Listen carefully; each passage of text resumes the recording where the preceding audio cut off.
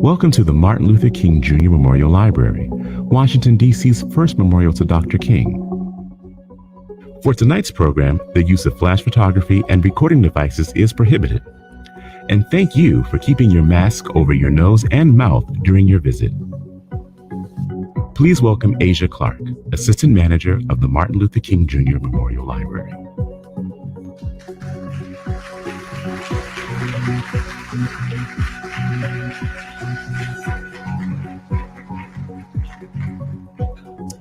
Hello, everyone, and welcome. I'm Asia Clark, the first floor manager here at MLK Memorial Library.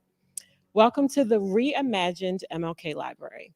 If this is your first time here visiting since our reopening, we're so happy to have you back and hope that you're pleased with the new space. Be sure to come again, stop at our welcome desk, take a brochure and go on a self-guided tour, or come back and have lunch on our roof. We have so much for you to see and do here. If this is not your first time, we thank you for coming and your continued support. To all, we want you to enjoy this space and all of the wonderful programming your library is working so hard to bring to the District of Columbia and the DMV residents. This space is so very important with its rich history, so we're always excited to have events such as this. To make events like this possible, I would first like to acknowledge and thank our DC Public Library Foundation for their support. Yeah. In attendance this evening, I would like to recognize and thank our DCPL Foundation co-chairs, Marquette Smith and Susan Haight, and our director, Rob Hartman. Sorry. Thank you. In addition, I'd like to thank our DC Public Library Board of Library Trustees that are in attendance, Monty Monash, our chair, Donella Brockington, and Richard Reyes Gallivan, our director.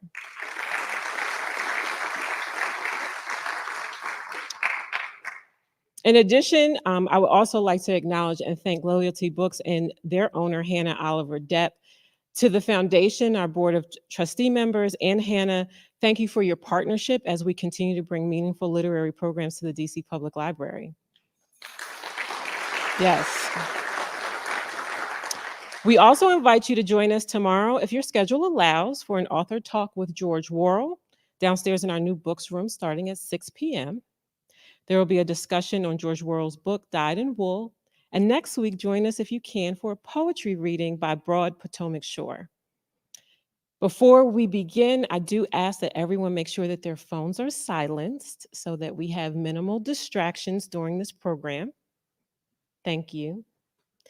And without further ado, I'd like to ask Hannah Oliver Depp to the stage.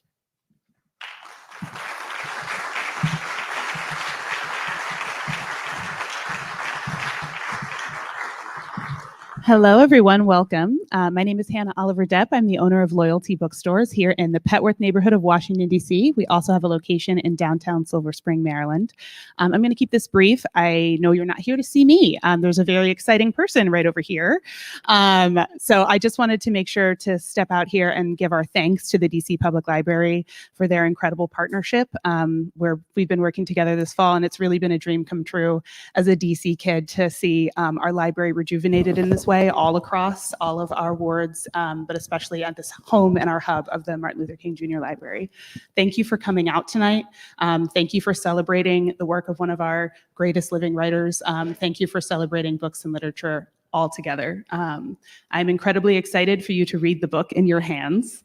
And if you know anything about it, you know that this is a series of beautiful, odd, funny, and in some cases, gut-wrenching moments of stories of Harlem in the 1960s. You're going to hear a lot about the incredible characters that plat out this book tonight, but I cannot wait for you to read it.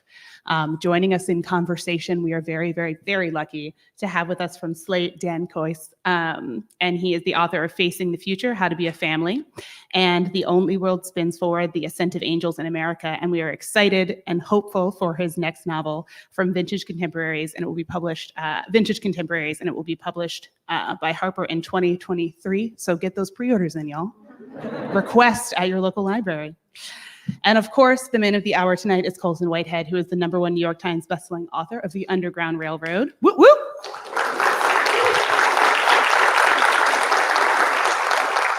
Which won, among other accolades, the 2016 Pulitzer Prize in Fiction and the National Book Award. No big deal. Colson Whitehead is every bookseller's top 10 writer because no genre terrifies you, or perhaps it does, but you walk into them anyway, writing across fiction, nonfiction, and genre bravely to tell our stories. Please join me in welcoming Colson Whitehead.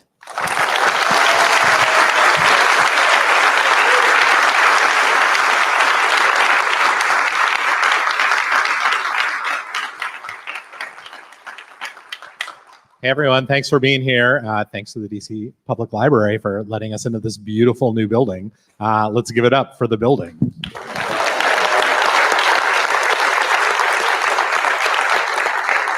All right, we're gonna do reading, conversation, reading, your questions. That's the order. Colson, hi. All right, howdy do. It's so great to see all you. Nice of you to come out and for the library to host this lovely event, for Loyalty to host as well.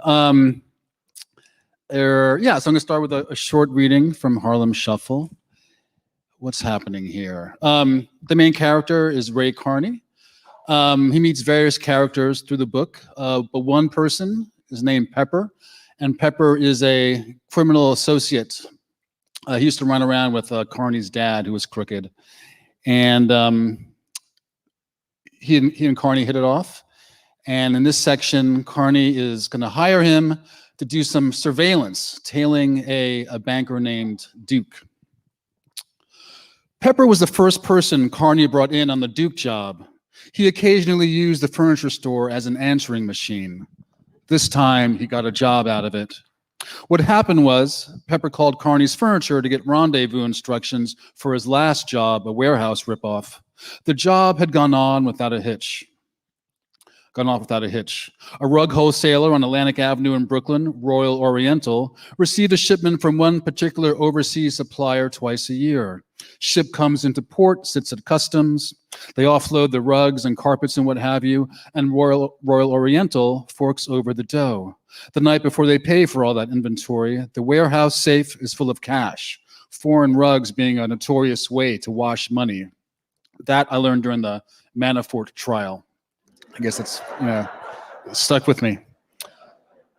Some jobs, it was like Burma again. People whose faces you never saw, who you never talked to, plan the setup, and you have to hope they have their shit together when you know they don't.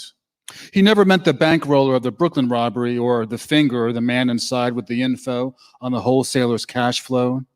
Pepper's partner was Roper, a lockman he'd worked with a couple of times. Roper had his head on straight. That it went south that one time had been no fault of his. The brains behind the setup brought Roper in, Roper brought Pepper in, and if Pepper didn't get the other names on this job, it was fine as long as he got his share. The moon was full.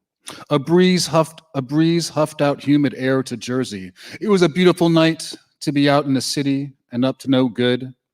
Pepper subdued the night man and got him out of the way. Roper punched out the safe. There was a guard dog at some point. The main thing being that nothing went sideways. They were back in the Chevy Bel Air and on the bridge like that. And 2 days later, when it was time for Pepper to pick up his cut, he used Carney as an answering machine. Pepper only used the furniture store when things were in the clear, as in the clear as things could be, given his line of work. He'd want to mess things up for Carney if he could help it. If he couldn't, fuck it. Point was, he wasn't going out of his way to bring down heat on the man. Roper had left the address for Pepper's money, and Carney delivered the instructions. He cleared his throat. I'd like to bring you in on a job. What, you need me to move a couch? No, it's a job. Pepper said he'd head over after he picked up the money. The furniture salesman explained the job. At first, it didn't sound like Carney, but then Big Mike had tended his crop of grudges like a farmer, inspecting the rows, taking care they got enough water and fertilizer so they grew big and healthy. You want dirt to blackmail him, Pepper said. Blackmail is when you try to get something from somebody, Carney answered. I want to burn his house down. But not really torch it, you want to fuck him up. Yes, not an actual torching, but a real burning down. I know you did it like that, Pepper said. Carney shrugged. They did a deal for the stakeout and the general surveillance. Pepper's grandpa Alfred had kept a steel drum smoker out back in Newark on Clinton Avenue. He'd do ribs, brisket, make his own sausage. Grandpa Alfred's father had been a butcher and cook on an indigo plantation in South Carolina and passed down the mysteries. You throw chops on some coals, Pepper's grandfather said. That's one way to cook a piece of meat. A few minutes later, you got that black on it, you're done. But barbecue is slow. Put it in that smoke, you gotta be ready to wait. That heat and smoke is gonna do its work, boy, but you gotta wait. One was fast and one was slow, and it was the same with stick-ups and stakeouts. Stick-ups were chops. They cook fast and hot, you're in, you're out. A stakeout was ribs. Fire down low, slow, taking your time. Pepper was a gourmand in that he liked chops and he liked ribs. He hadn't planned a job in years with the legwork that entailed, casing the place, clocking passenger and vehicle traffic, how often the prowl car made the rounds, the schedule of the staff, managers, and security guards, figuring out when to take a piss. He'd enjoyed that side of things once, conception, pulling it all together, choosing a crew.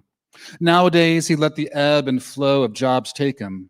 He wasn't as sharp or as hungry as he used to be. Stuff fell into his lap, or didn't. Some cat got out of Dannemora and wanted back in, or another dude was cooking up a big score. Maybe Pepper wasn't as sharp these days, but the quality of hood they turned out now, he was sharp enough. No, he hadn't made ribs in a while, but it came back quick.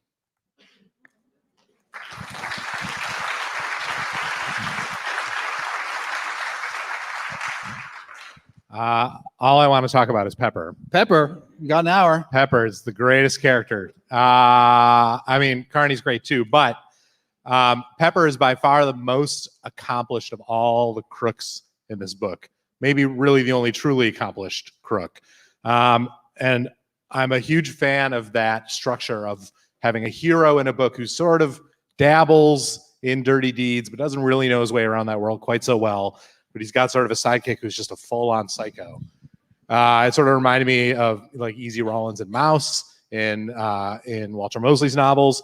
Talk to me about when you had Carney as the focus of this book, the guy who is the fence. He's on the fence. He has a foot in both worlds. Why then do you have sort of this guide to the underworld for him and Pepper? Yeah, I mean, you know, in like say the Nickel Boys, the two main characters were very binary. There was Elwood, who was very optimistic, Turner, pessimistic and cynical, and they both play off each other. In this, I knew that I wanted to have a much bigger supporting cast, and Elizabeth does one thing to bring out his wife, bring out one thing of Carney's character, his cousin Freddie, and then there's Pepper. I had wanted to do a heist book because I like heist movies. And I knew the film genre down, but I had to read some crime novels. I hadn't kept up in the last couple of years.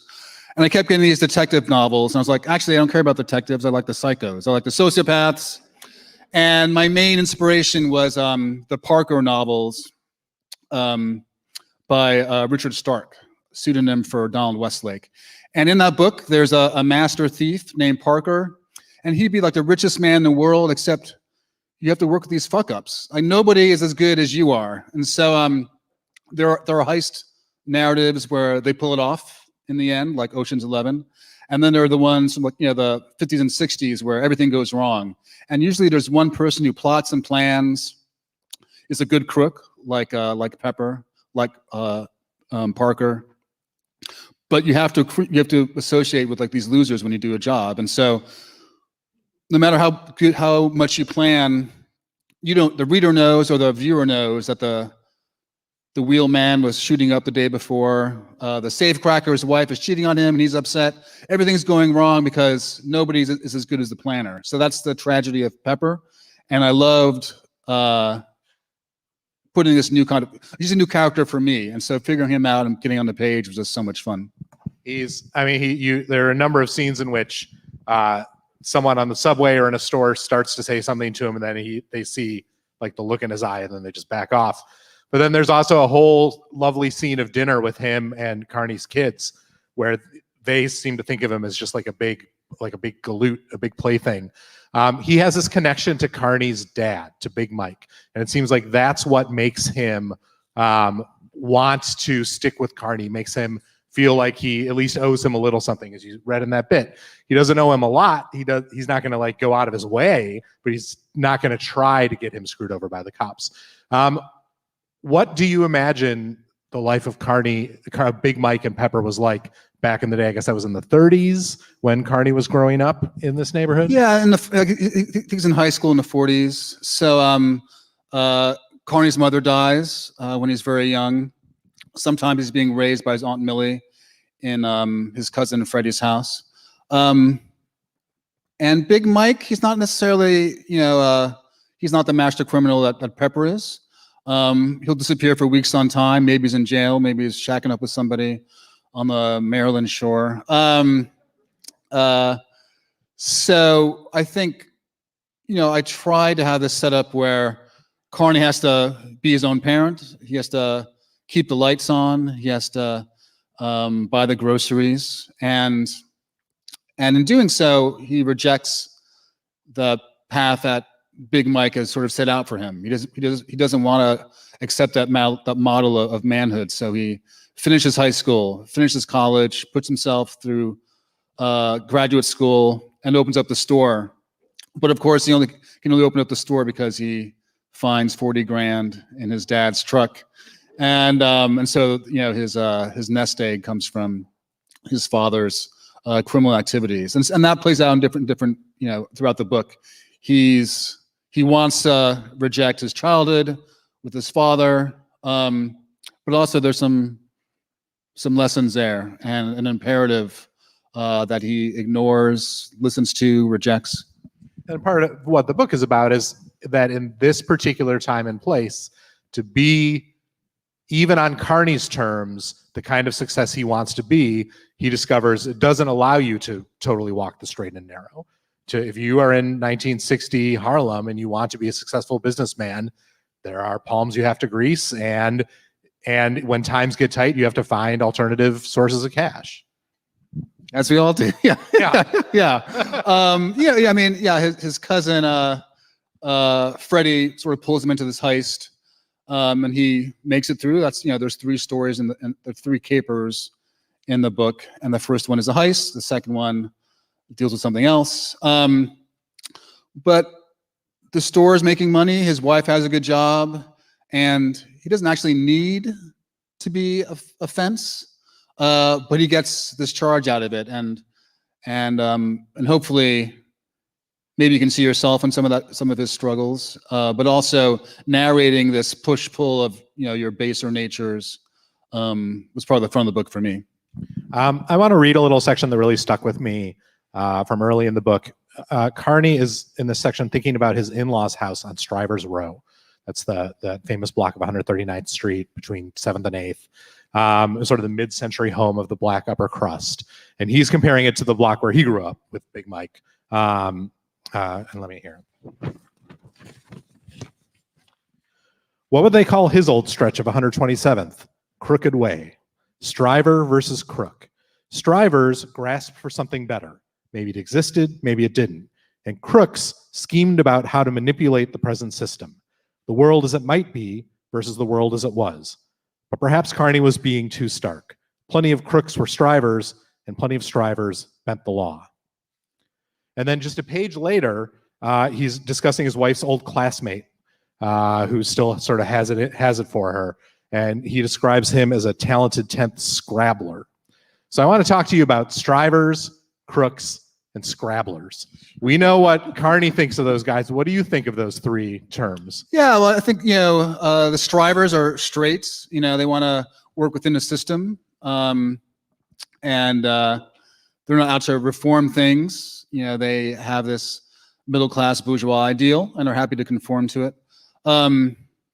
The crooked folks want to manipulate the system to their own ends and find a way in between the cracks. And then the scrabblers,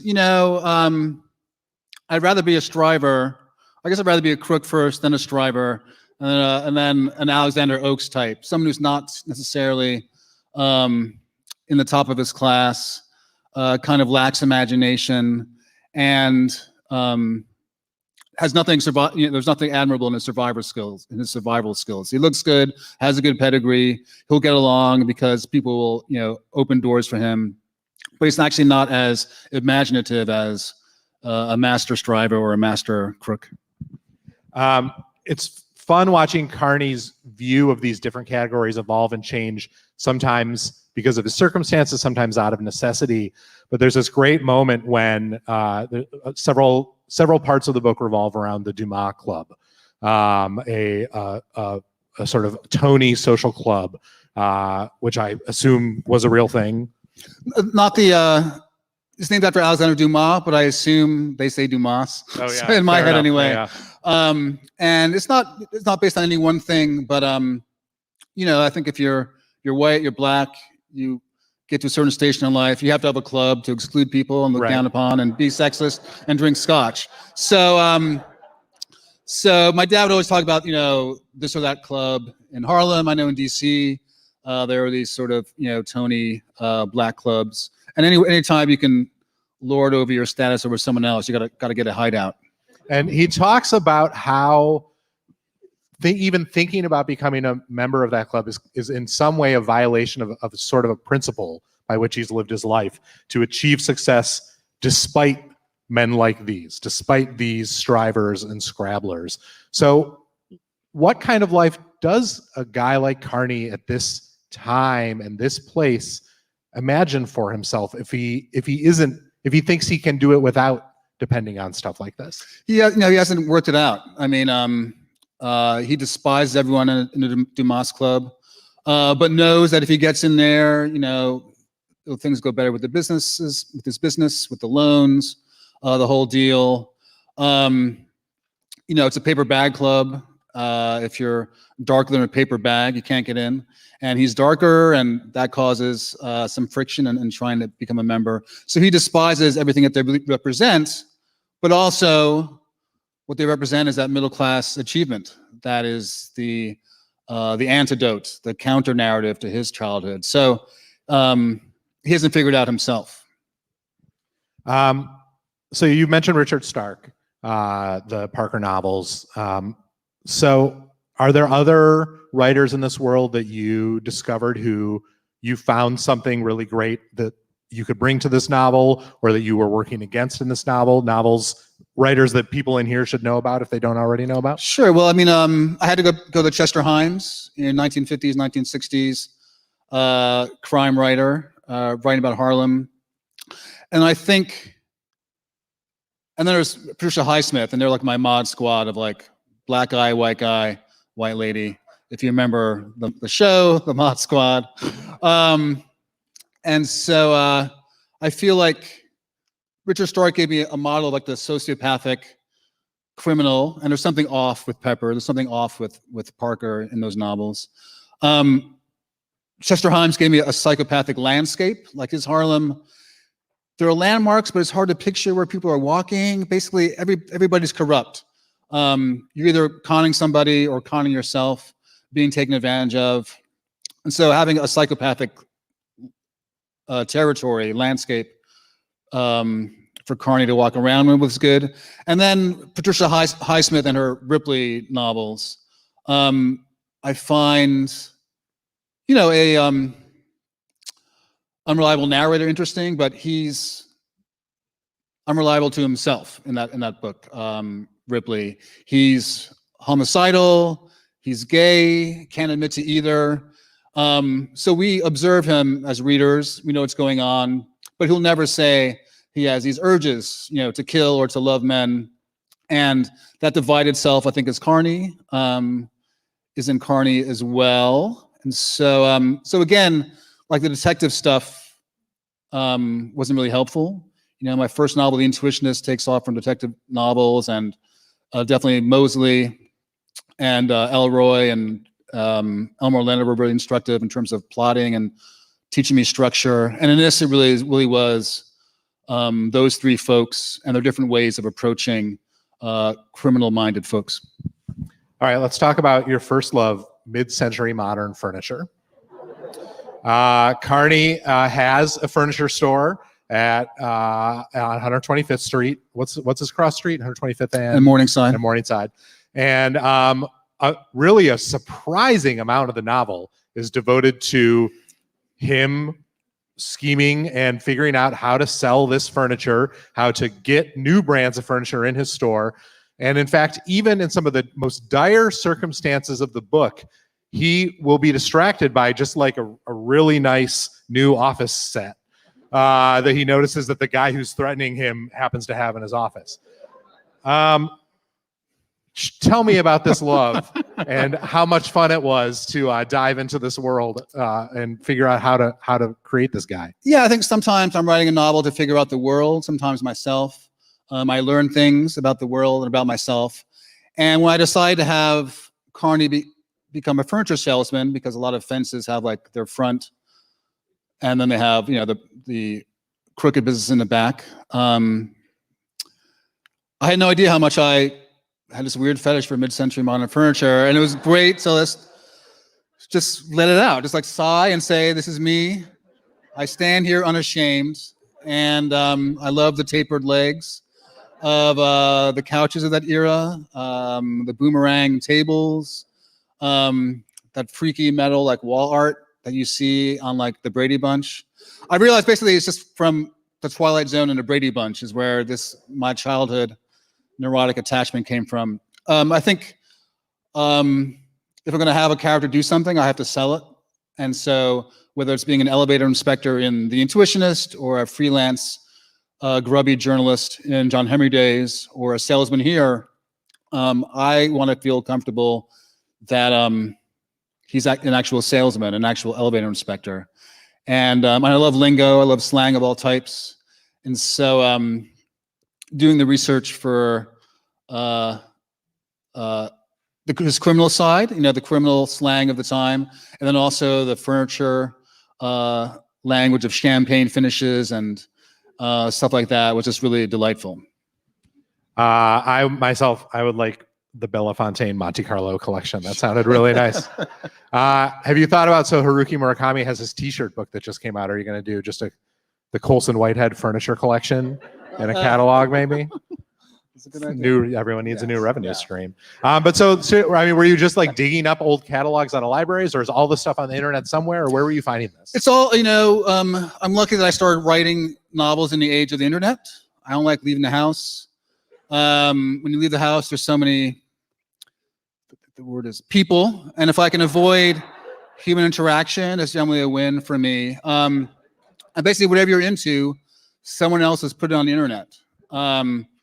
Maybe some of you have found that in other ways, but in the case of furniture, there are hobbyists who put up, you know, 1963 fall catalogs for furniture manufacturers from Sweden. And I just steal all that language. When I would, you know, go to the New York Times to figure out what was happening in New York City that I could use, you know, political events or crime stories that I could steal. On one page is the article about the 1964 race riot, and the opposite page is a big ad for Siemens Furniture. And I'm stealing the facts on the ground of Harlem on one side, and then the language of advertising on the other side. So, yeah, so Pinterest, you can find all my sources if you just Google 60s manufacturing catalogs. On YouTube, you know, there are amateur photographers who film themselves walking down 125th Street in 1963, and then their grandson uploads it to YouTube. And for me, I just steal all the prices on ham sandwiches. What kind of hats were they wearing? I track down what kind of hats, and all that is through the magic of the internet. You mentioned the New York Times. I have to imagine in 1964, the New York Times was covering Harlem in a certain kind of way. Were there other like local resources, local newspapers to that neighborhood? What else helped you figure out what was happening in that neighborhood and how people were talking and living at that time? The big resource was called Race Riots, 1964, and it was a book by two Daily News journalists who basically took their riot coverage from the protests in Harlem and Brooklyn and made it into a book. And it is so racist. It's just like, in the ghetto, the black mind will find its, places to go. And so, and it's remarkable how often newspapers use the word ghetto. Like, you would never talk about cities in that way. But it was just how, the mainstream conceived of predominantly black neighborhoods. So there's that. Gangster memoirs. I had started writing and I put Bumpy Johnson in the book. Bumpy Johnson is a famous Harlem criminal. And then I realized that he was actually in Alcatraz in '59. So that was the birth of Chink Montague. Became, got all Bumpy Johnson's lines. And his wife, whose name escapes me, wrote a memoir of being like this, gangster's wife. Mrs. Bumpy Johnson. Yes. Yes. You know me, Mrs. Bumpy Johnson. And she explains how numbers rackets work, numbers runners, numbers banks, the whole thing.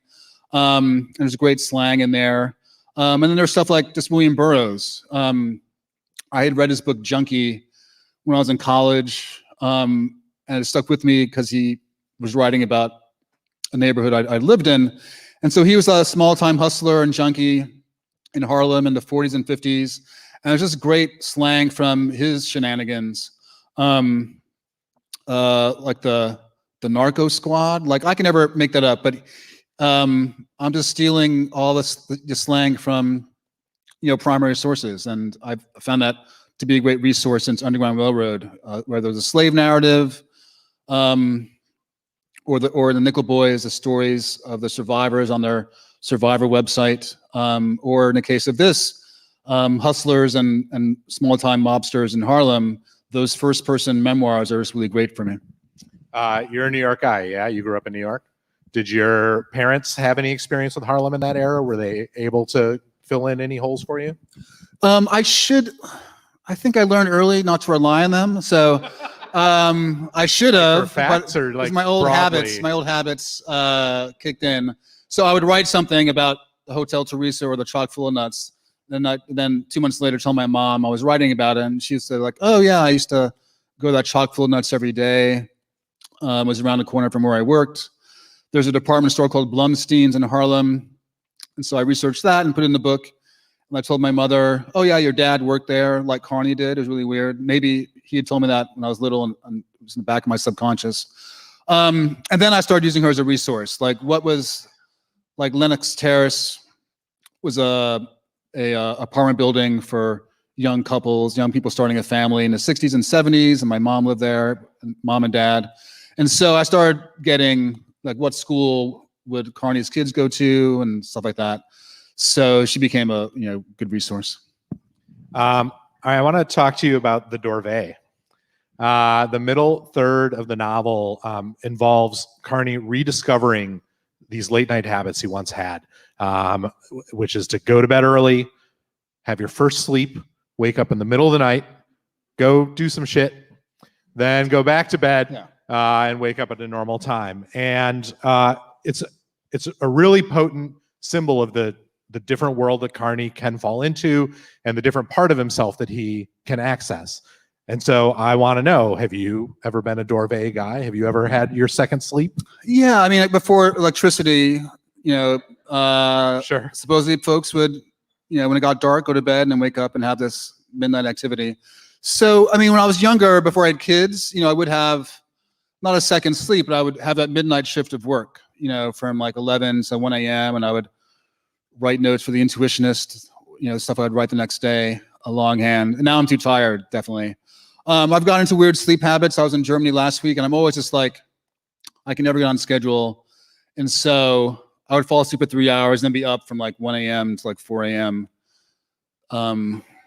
So I recognized when I read that article about Dorvay years ago, like I want to use it in a book sometimes.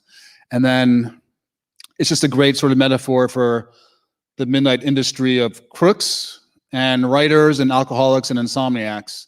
There are definitely times when I've been up writing I look out the window and there's no other light on except for me. And I'm like the only person alive doing my secret schemes. And that's Carney, and that's criminals, and that's insomniacs and alcoholics.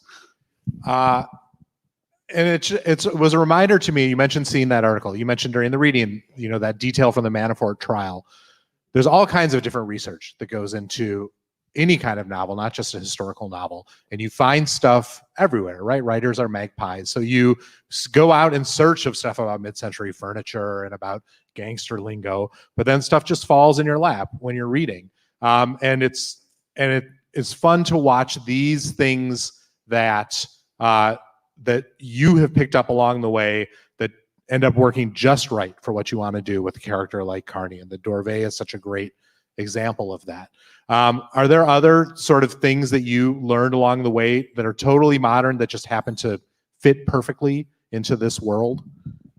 I can't think of offhand. I mean, I think when I'm researching something, I'm getting, finding these fun facts, and I wonder if they can make it into the book or not. Bumpy's wife, had this detail about Mount Morris Park, which is now called Marcus Garvey Park. And if you saw that documentary, Summer of Soul, that's where it took place. And she writes about how, if you just maimed somebody on a Saturday night, you would throw them out of the car in front of Harlem Hospital, keep going. But if you killed them, you had to dump them in Mount Morris Park.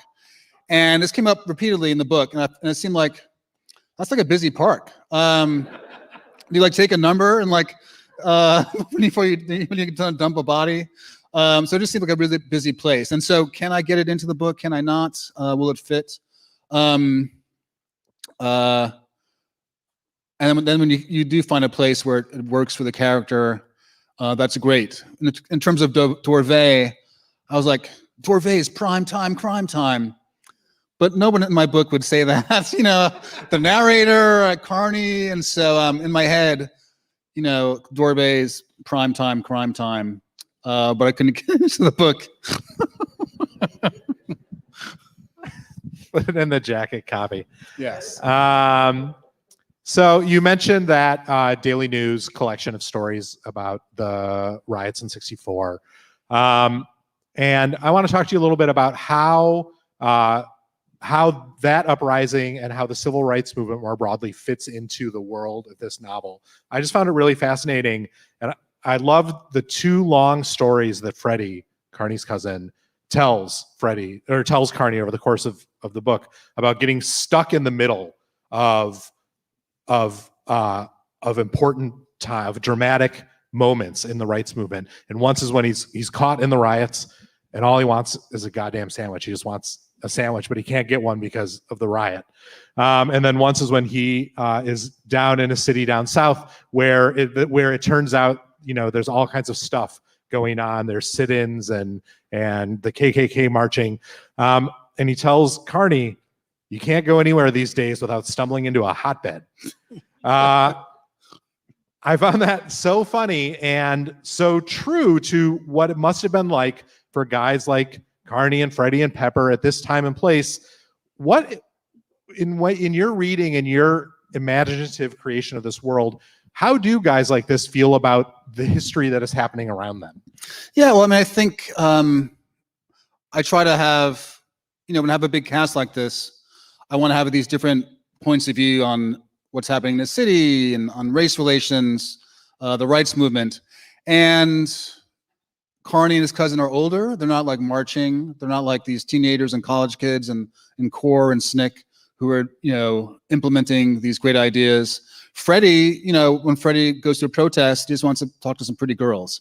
And so they're criminals who don't care about political events. And then also, if you're born into a system of such segregation and degradation, can you believe that these things will ever happen, that we will get the Voting Rights Act, that we will get the Civil Rights Act?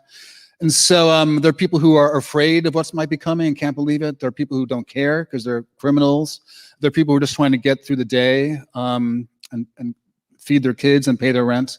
And so there are all these different orientations to what's going on. And hopefully, with a big cast, I can capture them. A lot of the genesis of this book is I want to write a heist novel. So when? Well, it's going to be in New York. I want my crooks to be cynical and exploit some kind of city tragedy. So the blackout of 77, it's kind of obvious. I'm not going to do that. The race riots, we say protests now, but in the language of the time, the early 40s riots in New York. Ralph Ellison kind of has that. Invisible Man, so I can't really go there. So 64. And so just making that choice ends up, I have to sell it the same way I have to sell Carney as a furniture salesman. What's happening in the city at that time were the political events. And so all those little choices I make early, I have to earn them on the page. And part of that is what's happening in July of 64, and part of it is what's the psychology of all these different characters I've been putting together for 200 pages. And those protests were in response to the police killing of a black teenager. And so in many ways, Carney's cynicism from our modern eye seems totally justified. That in his view, I mean, there are moments when he views the protests with some appreciation, and there are moments when he views them with a certain amount of, well, this is never going to change anything, cynicism. And reading that from our current perspective adds sort of a whole another layer to our understanding of that world and this particular guy's place in it. Yeah, I mean, my experience growing up in New York is that we have a high-profile police brutality case, and we have this conversation about policing, and then it trails off, and then it happens again and happens again. So I had decided to set this book in 64 during that terrible week in New York. I finished writing that section, the first draft of the book, and the next day I woke up and Minneapolis was in flames because of the George Floyd murder. So it wasn't, since the book comes out a year later, I've been asked, was I influenced by the George Floyd, the events? It's no. I mean, I didn't have a crystal ball. If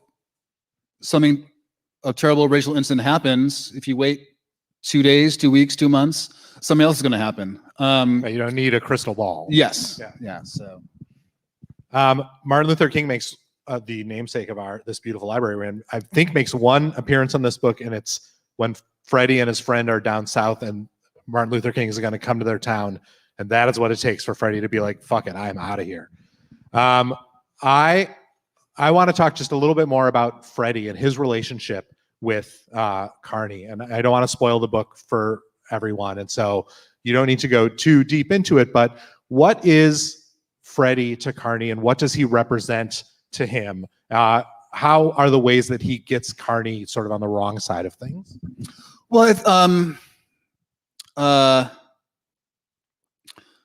Carney's parents are out of the scene, so he's being raised by his aunt, Freddie's mother, and they're really like brothers. And when they're young, Freddie is the one who's like, let's throw some M80s and firecrackers in this aluminum trash can and run away. Let's steal comic books from Old Man Craney's candy store.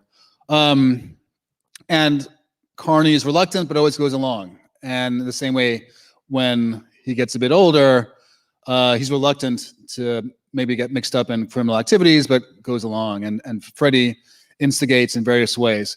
It's cute when you're 10, not so cute when the people have guns and you're in your 30s. Part of what's happening between Carney and Freddie is Carney accepting his nature, but also accepting Freddie and what Freddie brings out of him. Can Carney save himself from all these scrapes? Can Carney save Freddie? Can Freddie save himself? I mean, I think there's a parallel between the two kids in Nickel Boys. I think I was working through something. My brother was in sort of decline when I was writing those two books. Who gets out? Who doesn't? Who can get it together to escape different things in their childhood, and who doesn't? Why does one boy who's in Nickel Academy find a way to become a coherent self? Find a way to be loved and love, and why does the next kid over not. And so why does Freddie go this way and Carney go that way? You know, I felt that, you know, both those books, I was sort of thinking about my own life and where my choices have set me on one path and instead of another.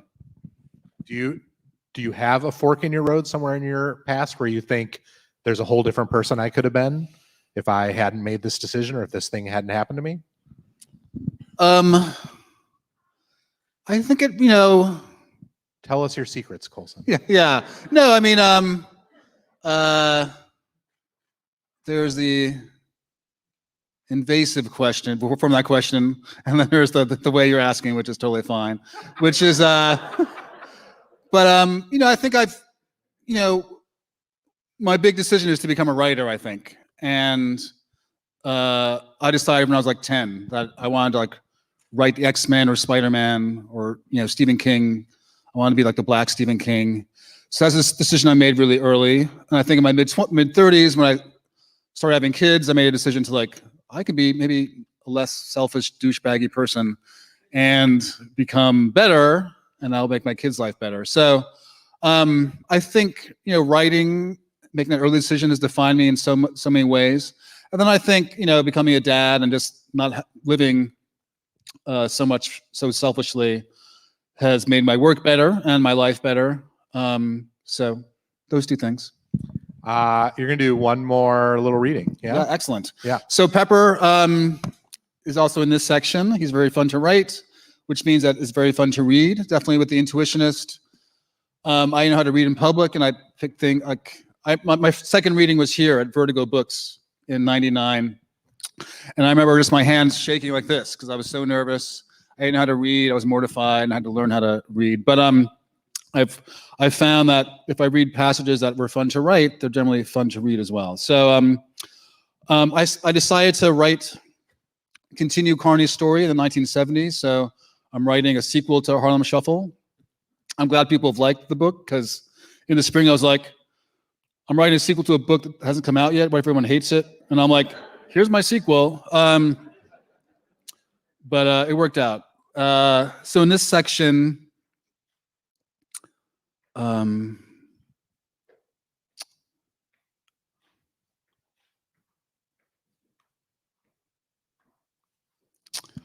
Pepper is trying to get information from a drug dealer named Quincy Black. It's 1973. And there's a comedian named Roscoe Pope, who is Pepper's way of getting to this drug dealer's house. So Roscoe Pope and Pepper are going to see Quincy Black. Quincy Black opened the door, decked out in brown corduroy trousers and a white silk shirt embroidered with tiger heads. He was younger than Pepper had imagined, lean and long-limbed, with the well-trimmed eyebrows and goatee of a B-movie villain. He gushed, "Roscoe, you look great. Congratulations." Pope smiled. "For what?" "For all of it, brother, all of it." Pepper and Pope stepped into the vestibule. Quincy gave Pepper a once-over. "I'm Pepper." "Good to meet you, brother." Quincy pointed to the low bamboo rack by the foot of the stairwell. "They go there." Pope was acquainted with the house rules and bent down to take off his sneakers. He signaled for Pepper to join him. Yet Pepper did not remove his shoes. He was thinking about the patches of light on the polished banisters, the freshly vacuumed hallway runner. Staff. How many people did Quincy employ to keep the place up, and where were they now? Quincy regarded Pepper's black shoes and said, "Thanks, brother," as if Pepper had heeded his request, which he hadn't. Quincy added, "In Oriental cultures, it's part of the arrangement between host and guest." Yet Pepper did not remove his shoes. A large man emerged from the back of the townhouse, tiny-headed and round-bellied like a 10-pin, lumbering from the kitchen. He wiped his left hand on his yellow apron and peered down the hall at them, taking the measure of the situation. His other hand held a butcher knife. Cartoon salt and pepper shakers cavorted over the body of the apron. Yet Pepper did not remove his shoes. It was not Pepper's intention to be difficult. It was a matter of personal principle. Socks were holy. To straights and squares, the criminal world was defined by chaotic forces, the violent and the unruly, the reprehensible and the forbidden. But Pepper governed his own little corner through iron rules and logic. And if asked to explain his system, don't work with dopeheads, never knock over a bank on a Tuesday, he could do so, though no one ever asked. His disproportionate affection for socks, however, was idiosyncratic and belonged to the realm of the unsayable, like the formula of love or the final name of God. His appreciation took root in the freezing Newark mornings of his childhood. Cotton swallowed around his feet, no matter how threadbare, allowed him to face the mirthless cold. In the Pacific Theater during the war, he'd come to respect and revere fresh, dry pears as a ward against trenchfoot parasites, myriad fungal depredations. The first thing he did when he got back to the Green Valley Motor Lodge after the botched McCarran job was to peel off his blood-soaked footwear. He didn't feel human again until he put on a new pair of cotton poly socks. People were often disappointing. A fine pair of socks, seldom so. They were not to be displayed casually at a stranger's demand. He slept in them, only took them off to bathe or make love, although on 2 occasions they had been cut off by emergency room personnel while he lay unconscious. At this moment, he was not making love, and the highlight of his day so far had been a long, hot shower. No, he could not stoop or bend in the front hallway of Quincy Black's townhouse. It was impossible. Thanks.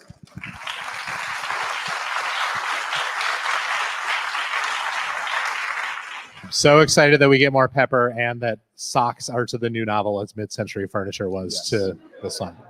All right, we got a couple of questions from out in the audience. Thank you, those of you who submitted these. The first question is about Pepper. One of the most, I don't want to spoil the thing that is specifically referenced here, but there's a scene with Pepper at his local bar coming to a realization about his age and the way that he sort of aged past many of the criminals of his acquaintance. This section refers to Pepper's military experience in Burma, where it was part of a truly miserable experience during World War II. The question is, do you think a character like Pepper is capable of a happy ending?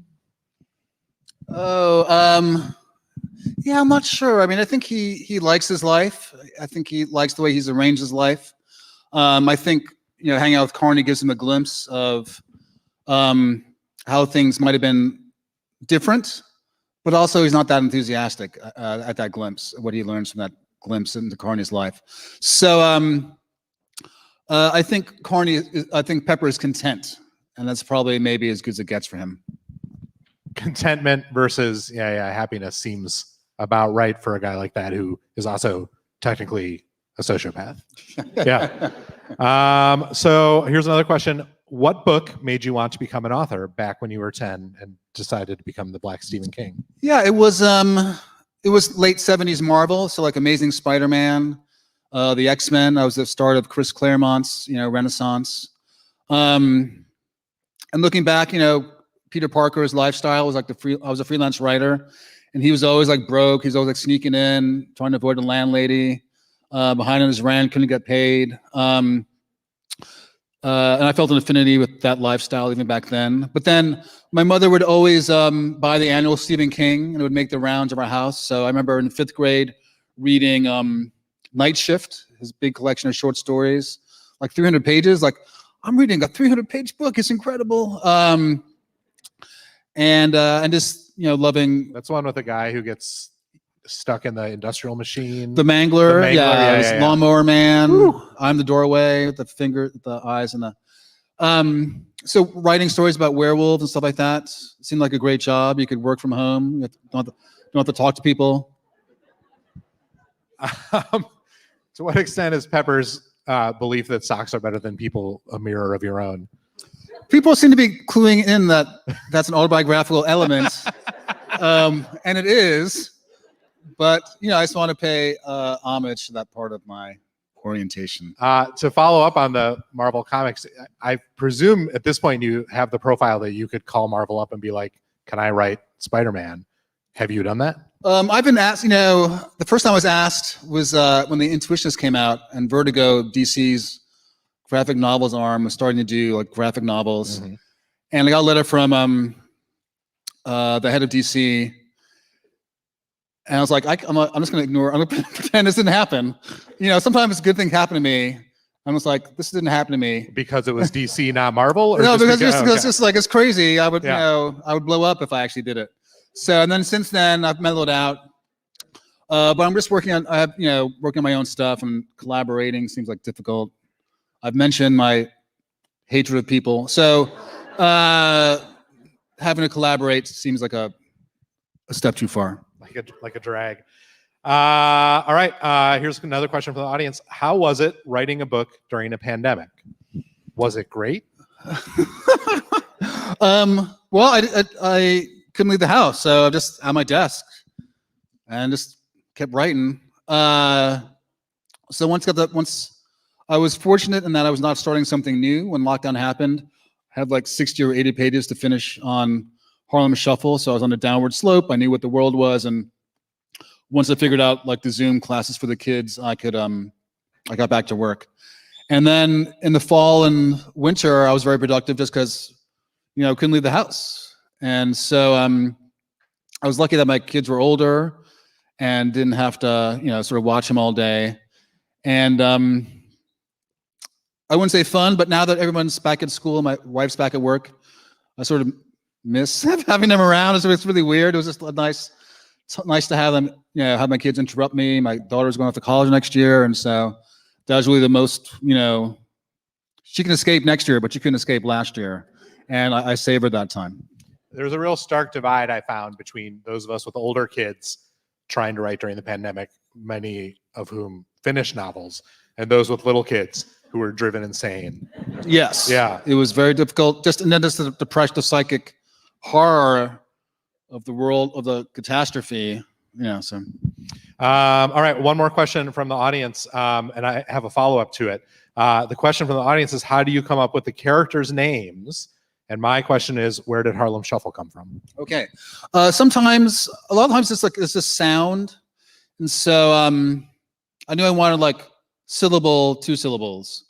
And I came across Art Carney, and I was like, well, it's sort of taken, but Ray Carney has that thing I liked. Pepper, and then I'll have like, I'm assembling names, and maybe there'll be somebody or not.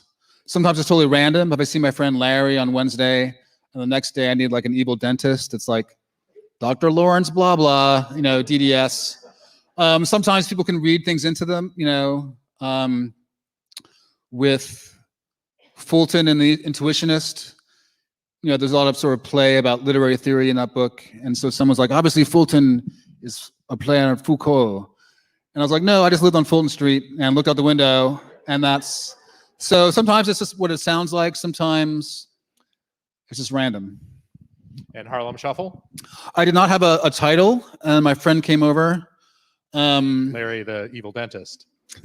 Actually, Kevin Young, head of the African American Museum of Art and Culture, and we're hanging out for dinner afterwards. You guys want to come? Table for 100. It's all good. And he played Harlem Shuffle, which I heard many times, but it clicked that time. I find the arrangement very menacing. The horns come in. The rhythm section is very kind of sinister, but the lyrics are very light. It's like you move to the left, you move to the right, but the atmosphere is very grim. And it seemed that was sort of the tone of the book. There's a lot of light elements. There's a lot of humor, but also people are getting killed and chopped up and dumped in parks. And so that duality seemed to work. The book is great. Everyone, please enjoy your copies, and give it up for Colson Whitehead. Thanks, Dan.